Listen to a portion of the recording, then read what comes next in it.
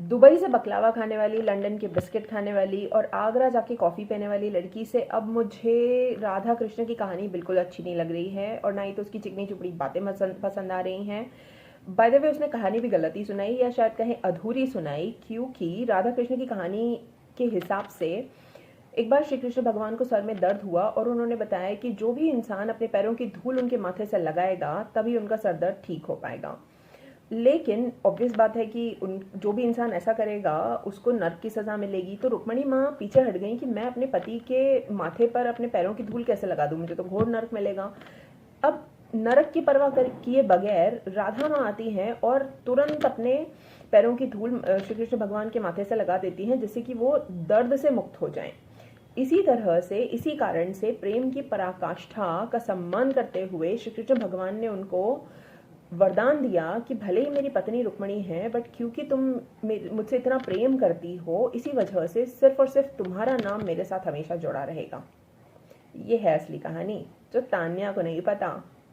या शायद उसकी मम्मी उसको सुना रही होंगी तो वो बकलावा के बारे में सोच रही होगी, या वो ये सोच रही होगी कि बिग बॉस में जाके किस तरह से बकवास करनी है। बसीर ने 3 मौके बहुत सक्सेसफुली हाईजैक कर लिए लड़ाई झगड़ा करके फुटेज हासिल करने के। पहला था फरहाना और अभिषेक के बीच में, तो वो फरहाना की जगह पे लड़ पड़ा। दूसरा था तान्या का अनटाइडी बाथरूम को लेकर, और तीसरा था अमाल और प्रणीत के बीच में। वहां पर भी फिजूल में आकर उसने प्रणीत से बहुत झगड़ा किया और काफी बुरे तरीके से किया। Now Baseer does not have the filter कि उसको क्या बोलना है, किससे बोलना है, कितना बोलना है। कुनिका मैम के साथ भी वो अपनी लिमिट्स को क्रॉस कर रहा है। दोनों ही एपिसोड्स में उसने बहुत ज्यादा मिसबिहेव किया। प्रणीत की तारीफ बेशक करनी चाहिए, बिकॉज उसने बहुत ही सेंसिबली और लॉजिकली पूरी आर्ग्यूमेंट को कंडक्ट किया।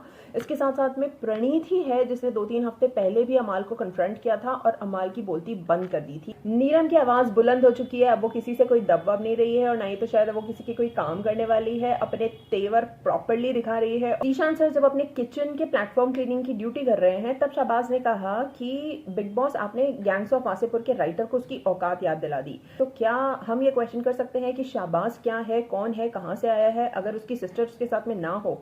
गौरव समझाने की कोशिश कर रहे हैं मृदुल को कि भाई जब हम लोगों का झगड़ा हो तो तू हमारे बीच में आके हमारे बिहाफ पे लड़ा कर।